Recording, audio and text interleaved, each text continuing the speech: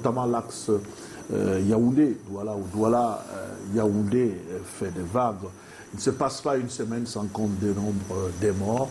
Il y a quelques semaines encore, environ 19 personnes ont donc péri dans un accident de circulation. Cette semaine, il y en a encore eu d'autres morts. Et au même moment, le ministère de la Santé s'engage à prendre des dispositions pour une grosse campagne visant à réduire le nombre de morts sur nos axes. Et visiblement, ce n'est pas seulement une affaire du ministère de la Santé.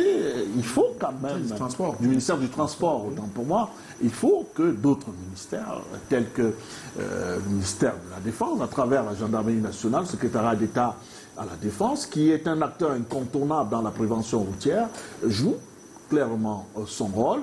Et également, il faut ajouter le ministère des Travaux publics, qui doit s'occuper de nos routes, des nids de poules qui sont quasiment devenus plus des nids de poules. C'est carrément, on trouve des espaces complètement ouverts qui mettent en danger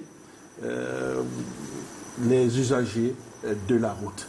Alors, vous, en tant que transporteur, il faut aller au-delà. Est-ce qu'il n'est pas important de mettre des caméras embarquées également à travers des bus de transport pour essayer de voir, de réguler cette situation? Je pense que c'est tout ça. Non, je pense que, allons étape par étape. 1. Il revient au gouvernement de construire les routes adéquates au développement du pays. Et nous pensons qu'à cela, le gouvernement collecte tellement d'impôts pour que nous puissions avoir de meilleures routes. Je ne veux pas revenir ici sur l'ensemble des budgets collectés par l'impôt des Camerounais, M. Meka. Nous avons, en mi-mandat, au mois de juin, les chiffres de la direction des impôts montrent la suffisance que les Camerounais payent les impôts. La douane montre que les Camerounais payent la douane. Nous avons vu la répartition des différents ministères en ce qui concerne ce qui est du transport terrestre. Parce que ferroviaire, c'est un autre débat. Nous voyons le ministère des Travaux publics. Monsieur Louison, docteur. Ça fait 400 milliards.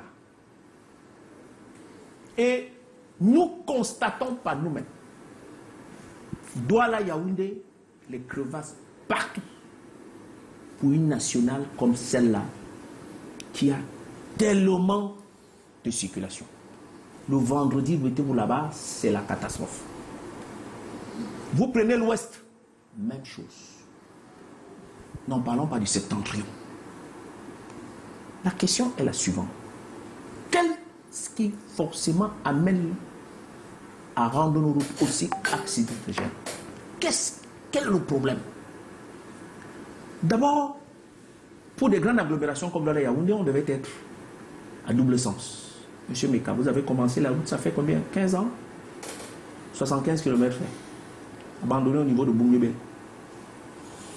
Il n'y a plus de continuation. Douala, Bafoussam, il n'y a pas de prévision.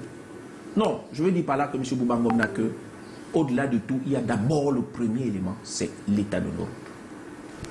Le deuxième élément, c'est bien naturellement la manière dont on a matérialisé la route. Le troisième élément, c'est le contrôle de ceux des usagers qui sont sur la route.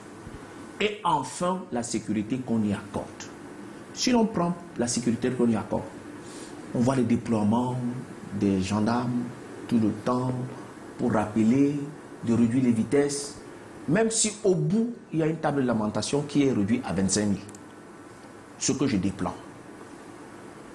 De l'autre côté, vous avez beaucoup des usagers qui aujourd'hui empruntent les routes. Et pour ceux qui sont des professionnels, qui utilisent des cars, il faut nécessairement donner la possibilité au ministre des Transports de rendre obligatoire les caméras embarquées. Parce que dans le secteur de transport carburant, vous n'avez aucun camion qui fonctionne au-delà d'un certain horaire. Et ensuite, tous les chauffeurs sont suivis par des caméras embarquées. Enfin, sur, naturellement, la manière où on doit pouvoir consommer l'ensemble du budget de l'entretien de la route. Et là, nous avons le Conseil national de la décentralisation, mon cher ami Meka, qui, dans la répartition du code de la décentralisation du 24 décembre 2019, dit que les concessions de routes départementaux et régionaux reviennent au régime pour faire ne serait-ce que le cantonnage, monsieur Meka, le cantonnage, c'est-à-dire que défricher le bord de route, c'est à Yaoundé que l'on autorise le cantonnage. Pour le moindre petit colmatage de trou sur la nationale, lisons, c'est à Yaoundé que tout se décide. Mais c'est trop lourd quand même. C'est ce centralisme jacobin faire en sorte qu'on ne peut pas s'en sortir. Et il y en a comme ça pour 400 milliards. Quand vous vous rendez compte qu'au ministère des Travaux publics, celui qui gère l'entretien routier n'est même pas un ingénieur. C'est un haut fonctionnaire comme Meka qui a une ascension fulgurante pour son appartenance au parti au pouvoir avec plus ou moins de diplômes qu'on peut interroger, avec ses accointances, parce qu'à tout droit, tel qu'on est dans le RDPC, on obtient tout. Je n'ose pas parler de la carrière de mon ami Meka, qui est aussi fulgurante que son appartenance au parti au pouvoir. Et ça me questionne. Est-ce que c'est le mérite ou est-ce que c'est l'appartenance? Je conclue en disant que c'est l'État parti. C'est-à-dire qu'il y a une bande de fonctionnaires qui se sont accaparés de l'État. Et comme les luisons ne sont pas dans ce même discours-là, loin de lui d'être professeur. Tant que tu continueras avec ce discours-là, mon frère, tu ne seras pas professeur. J'attends. Mais dès que tu vas appartenir au RDPC, comme mon ami Meka, sans grade, sans référence, sans indice, sans expérience, on arrive au sommet. Parce qu'on est du RDPC, qui est donc en fait l'attelage où on nous oblige à y aller. Nous n'irons pas là-bas, monsieur Meka. Alors, au-delà de tout cela, quand même,